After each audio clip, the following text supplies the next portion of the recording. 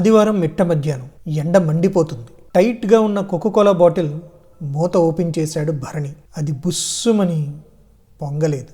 నాలుక బయట పెట్టి బాటిల్ పైకెత్తి ఇదిలించాడు. పగిలిన బీడి భూమి మీద వర్షపు చినుకుల్లా వెచ్చటి ఓ 3 చుక్కలు దాహంతో పిడిసి కట్టుకుపోయిన నాలుక మీద పడ్డాయి. తియ్యటి ఆ రుచిని కళ్ళు మూసుకొని ఆస్వాదించాడు 9 ఏళ్ల భరణి.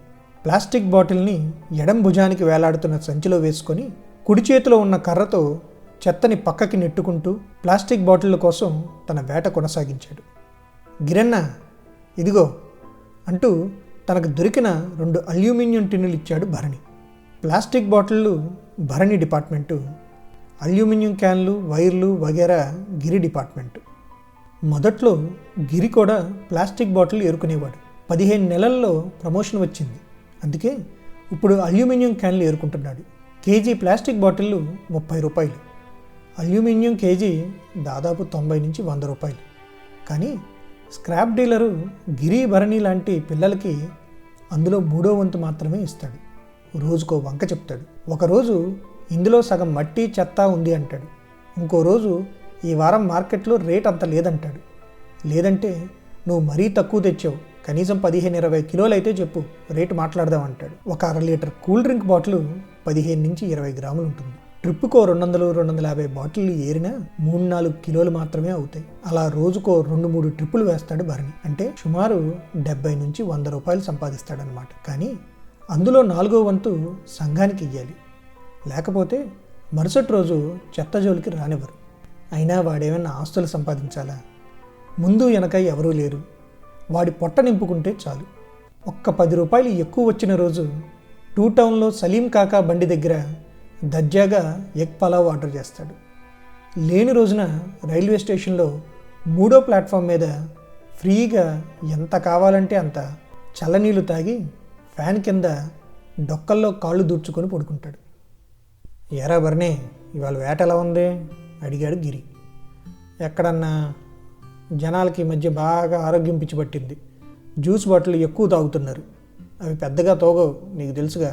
నేనే కానీ ఎమ్మెల్యే అయిపోతే ప్రతి ఒక్కడు రోజుకి కనీసం 4-5 బాటిల్ కూల్ డ్రింకులు తాగాలని ఆర్డర్ వేస్తా. అప్పుడు చూడు, మనకి రోజుకో 200-300 వస్తాయి. ఇంకా ప్రతిరోజు ఎగ్ పలావే. ఏడ్చి మొహం గడుక్కున్నట్లుంది. ఎమ్మెల్యే అయ్యాక కూడా చెత్త ఏరుకుంటావేంట్రా చెత్త నాయాల. ఏమో అన్నా, నాకు ఇది తప్ప ఇంకేం తెలుసు చెప్పు. సరే, ఈ రాత్రికి స్టేషన్కి ఏం పోతావు కానీ నేను ఇప్పిస్తా భోజనం, పద అన్నాడు గిరి. వద్దన్నో, మనం కష్టపడతాం కానీ అడుక్కోము. పైసలు ఉన్న రోజు అమీర్, లేని రోజు పకీర్, అంతే. ఉండటానికి వయసు 9 ఏళ్ళు అయినా అది 9 ఏళ్ల ఒంటరితనం, 9 ఏళ్ల బ్రతుకుతో పోరాటం. చుట్టూ ఉండే సమాజం ఎంత నిర్దయగా, నిర్మోహమాటంగా, నిస్సిగ్గుగా ఉంటుందో చూశాడు. 9 ఏళ్లకే 18 ఏళ్ల వాడికి ఉండే జ్ఞానం ఈ లోకం నేర్పింది. అయినా ఇవాళ గురువారం కదన్నా, బాబా గుడికి వెళ్ళిపోతే పంతులు ఆరతి అయిపోయాక ప్రసాదం పెడతాడు అన్నాడు భరణి. మరి అది అడుక్కోవటం కాదా అని గిరి అడిగితే, అస్సలు కాదు. నన్ను ఇలా పుట్టించినందుకు అది ఆ దేవుడు కనీస బాధ్యత. అయినా ఊరికే ఇస్తాడేంటి? నేను కష్టపడి మెట్లెక్కి దండం పెడితే ఓ గుప్పెడు ప్రసాదం ఇస్తాడు. సరే సరే, ఆలస్యం అయితే అది కూడా దక్కదు అంటూ చకచకా గుడి వైపుకి నడిచాడు భరణి. ఆరతి అయిపోయాక ఓ చేతిలో పులిహోర, ఇంకో చేతిలో 2 కోవా బెల్లలు పట్టుకొని అరుగు మీద కూర్చున్నాడు భరణి. 2 నిమిషాల్లో చేతులు 2 ఖాళీ చేసి ఇంకా ఎవరైనా భక్తులు ప్రసాదం పంచి పెడుతున్నారేమో అని దిక్కులు చూశాడు. ఇది గమనించిన పంతులు గారు 2 చిన్న ఇస్తరాకు కప్పుల నిండా పులిహోర తీసుకొని భరణి పక్కన కూర్చున్నాడు. ఇందా తీసుకో అన్నాడు. వద్దండి, దేవుడిస్తున్నప్పుడు వద్దనకూడదు, దేవుడిస్తే ఓకే అండి అంటూ 2 కప్పుల్ని గబాలన తీసుకొని ఆవురావురుమంటూ తిన్నాడు. నన్ను చూసుకోవటం దేవుడు బాధ్యత, నన్ను ఇలా పుట్టించాడు కదా అన్నాడు. ఎలా పుట్టించాడు అడిగాడు పంతులు గారు. ఇదిగో ఇలా, అమ్మా బాబు లేకుండా రోడ్డు మీద తిరిగే అనాథలా అన్నాడు భరణి. నువ్వు నీ కర్మ అనుభవిస్తున్నావు అన్నాడు పంతులు. కర్మంటే నువ్వు మంచి చేస్తే మంచి కర్మ, చెడు చేస్తే చెడ్డ కర్మ. దేవుడి దగ్గర బుక్లో రాసుకుంటాడు. నీ కర్మ ఫలితం అనుభవించక తప్పదు. నాకు అవన్నీ తెలియదండి, నా బతుకు ఇలా అయిపోవటానికి దేవుడే కారణం అన్నాడు భరణి. సరే పోనీ, నిన్ను ఇలా పుట్టించడం దేవుడు తప్పే అనుకుందాం. కానీ నువ్వు ఇలా చెత్త ఏరుకునే వాళ్ళ చచ్చిపోవటం నీ తప్పే కదా. నన్ను ఇలా పుట్టిస్తే మరి ఇలాగే బతుకుతా, ఇలాగే చచ్చిపోతా. కాదు, నీ జీవితం నీకు నచ్చినట్టు నువ్వు రాసుకోవచ్చు తెలుసా? అవునా? ఎలా? నేనొక మంత్రం చెప్తా, అది చెప్తే నీ జీవితం మారిపోతుంది. మంత్రమా? నిజంగా అలాంటి మంత్రమే ఉంటే, అది మీకు తెలుసుంటే మీరు ఇలా ఎందుకుంటారు? ఈ పాటికి ఎమ్మెల్యే అయిపోయేవాళ్ళు. రోజుకో 2-3 కూల్ డ్రింకులు తాగుతూ దర్జాగా కారులో తిరుగుతూ ఉండేవాళ్ళు. ఇలా పంచు కట్టుకొని తీర్థం ఎందుకు ఇస్తారు అన్నాడు భరణి. ఎందుకంటే ఆ మంత్రం చెప్పి నేను ఇలా ఎప్పుడూ ఆ దేవుడి సన్నిధిలో ఉండాలని కోరుకున్నా. నాకు ఇందులో సంతోషం ఉంది, నీకెందులో ఉంటే అది నువ్వు కోరుకోవచ్చు. మౌనంగా ఆలోచనలో పడ్డాడు భరణి. అది చెప్తే మీకేంటి లాభం అని అడిగాడు. అన్నీ లాభం కోసం చేయకూడదు, కొన్ని ఆత్మసంతృప్తి కోసం చెయ్యాలి. ఆ మంత్రం వల్ల నీ జీవితం మంచి మార్గం వైపు వెళ్తే నాకు సంతృప్తిగా ఉంటుంది, మనసుకి శాంతిగా ఉంటుంది. ఓహో, మరి ఇంకెందుకు ఆలస్యం, చెప్పండి.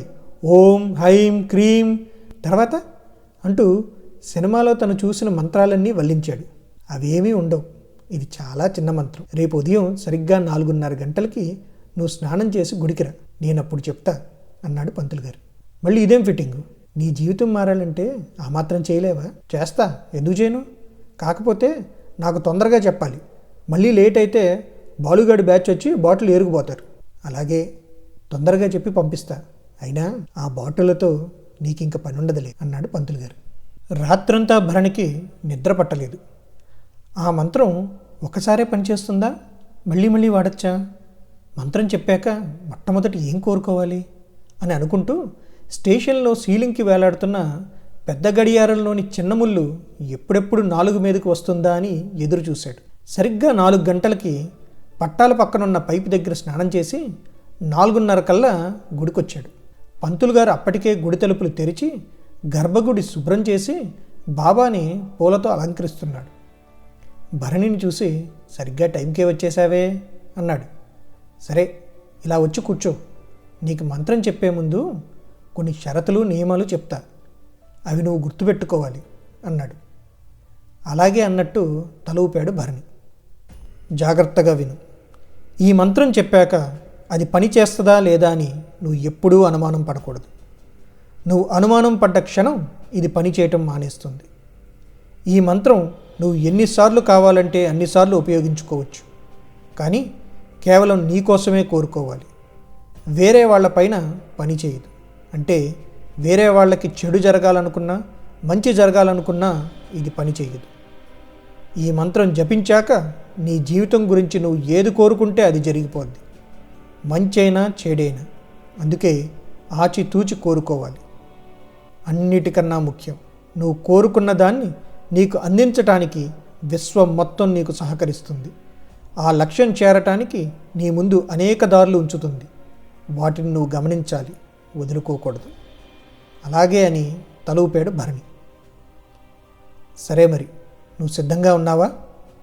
అయితే నీ చెవు ఇలా అయ్యి అని భరణి చెవిలో అహం బ్రహ్మాస్మి అని అన్నాడు. దీని గురించి యజుర్వేదంలో ఉంది. నేను బ్రహ్మ వేరువేరు కాదు, నేనే బ్రహ్మ అని తెలుసుకోవటమే అద్వైతం. అది దాని ఆధ్యాత్మిక సారం. నీకప్పుడే అర్థం కాదులే. ప్రస్తుతానికి నువ్వు అర్థం చేసుకోవాల్సింది, బ్రహ్మ అంటే సృష్టించేవాడు, అంటే నీ విధిని రాసేవాడు. నువ్వే బ్రహ్మవి కాబట్టి నీ జీవితం ఎలా ఉండాలో నువ్వు రాసుకోగలవు. ఈ మంత్రాన్ని పూర్తి విశ్వాసంతో రోజూ ఉదయం 3 సార్లు చెప్పాలి. ఇంకా రోజంతా నువ్వు ఏది కోరుకుంటే అది జరుగుతుంది. మనోవాంఛ ఫలసిద్ధిరస్తు అని దీవించి గర్భగుడిలోకి వెళ్ళిపోయాడు పంతులు గారు. పంతులు గారు చెప్పింది పూర్తిగా అర్థం కాకపోయినా ఎందుకో తెలియదు కానీ మొట్టమొదటిసారి తన జీవితంలో ఏదో అద్భుతం జరగబోతుందని అనిపించింది భరణికి.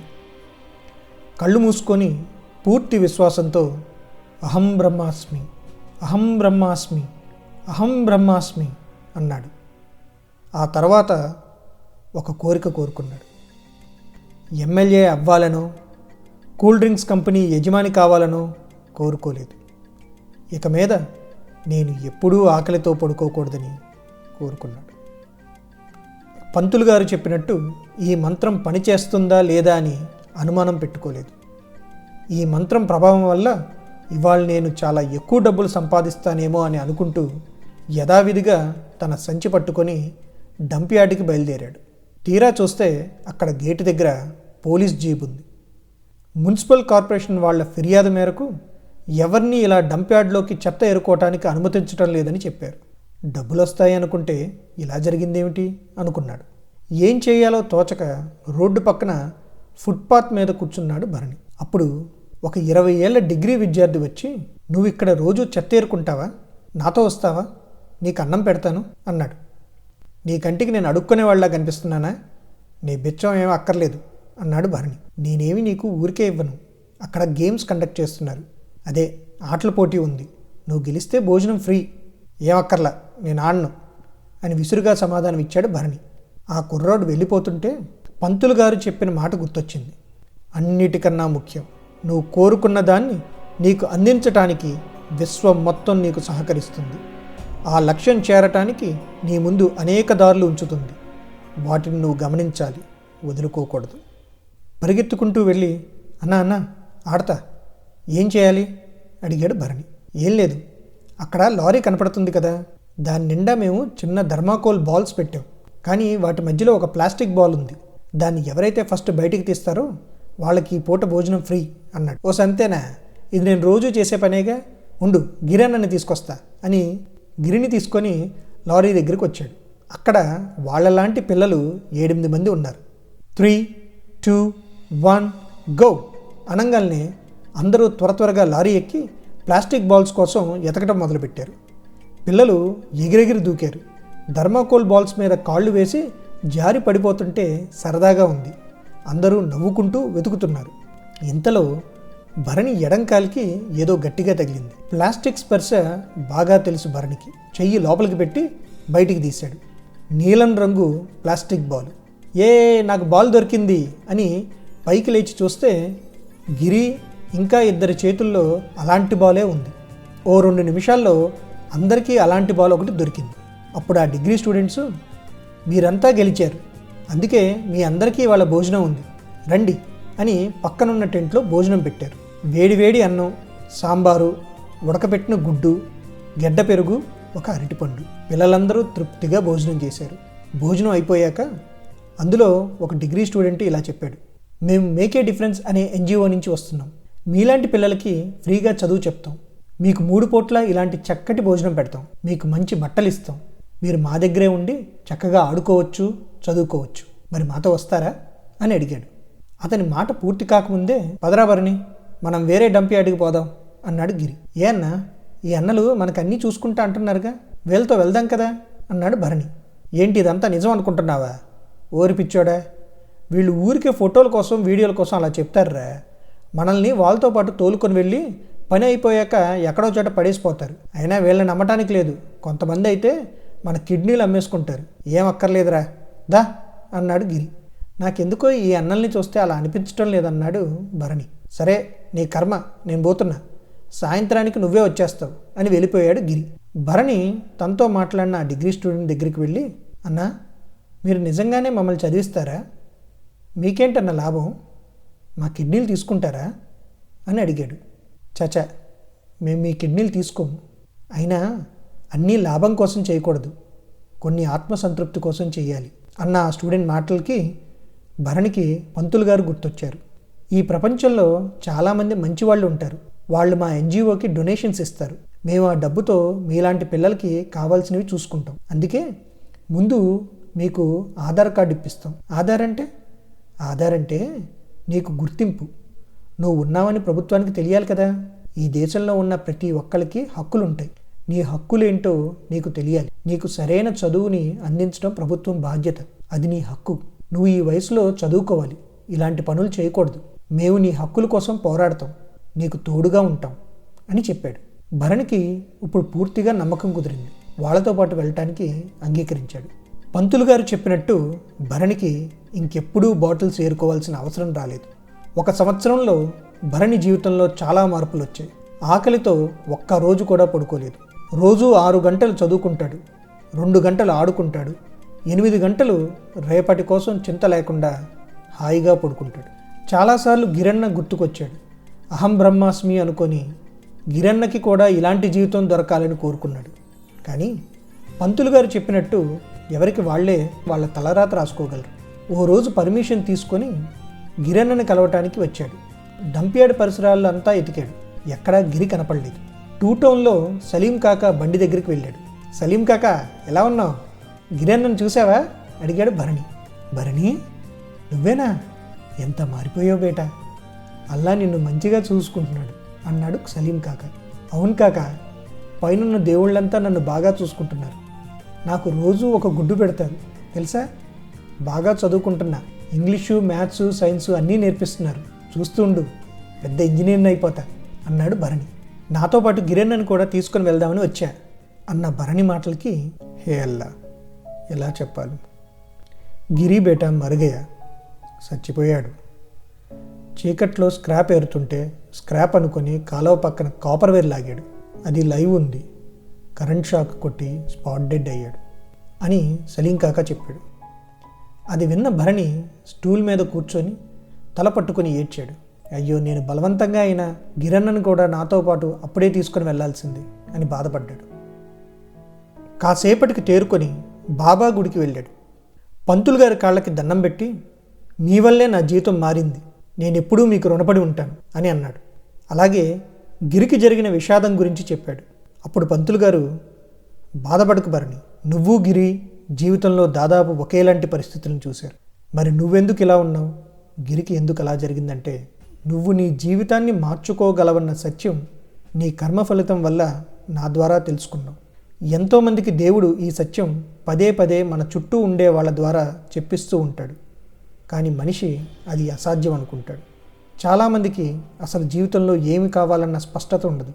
కానీ నీకు ఏమి కావాలో స్పష్టమైన ఆలోచన ఏర్పరచుకున్నావు, బలంగా కోరుకున్నావు, అది జరుగుతుందని మనస్ఫూర్తిగా నమ్మావు. దానికోసం ఈ విశ్వం నీ ముందు అవకాశం ఉంచినప్పుడు దాన్ని గుర్తించి అందిపుచ్చుకున్నావు. ఇంక నీకు తిరుగులేదు. నీకు ఈ దారిలో తోడుగా నిలిచిన వాళ్ళందరి పట్ల కృతజ్ఞతతో ఉండు.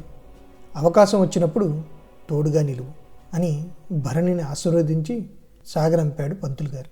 ఇది గిరి భరణిల కథ కాదు, మన కథ. మనలో ఉన్న 99% లూజర్స్కి ఆ 1% సక్సెస్ఫుల్ పర్సన్కి ఉన్న తేడా అదే. ఈ రహస్యం కేవలం జీవితంలో విజయం సాధించడానికి మాత్రమే కాదు. మీరు జీవితంలో ఈరోజు ఏ కష్టం అనుభవిస్తున్నా ముందు దానికి కారణం గతంలో మీ ఆలోచనలు, మీరు తీసుకున్న నిర్ణయాలు, మీరు వదులుకున్న అవకాశాలే అని గుర్తించండి. మీ భవిష్యత్తు ఎలా ఉండాలో ఇప్పుడు ఈ క్షణం ఒక్క స్పష్టమైన ఆలోచన కలిగి ఉండండి. జరగాలని బలంగా కోరుకోండి. అది జరుగుతుందని నమ్మండి. వచ్చిన అవకాశాలని సద్వినియోగపరచుకోండి. ఆనందంగా ఉండండి. ఈ కథ మీకు నచ్చితే లైక్ చేయండి, మీ వాట్సాప్ గ్రూప్స్లో షేర్ చేయండి, సబ్స్క్రైబ్ చేసుకోవటం మర్చిపోకండి. మళ్ళీ వచ్చే వారం మరో మంచి కథతో మీ ముందుకు వస్తాను. మీ మనోభీష్ట.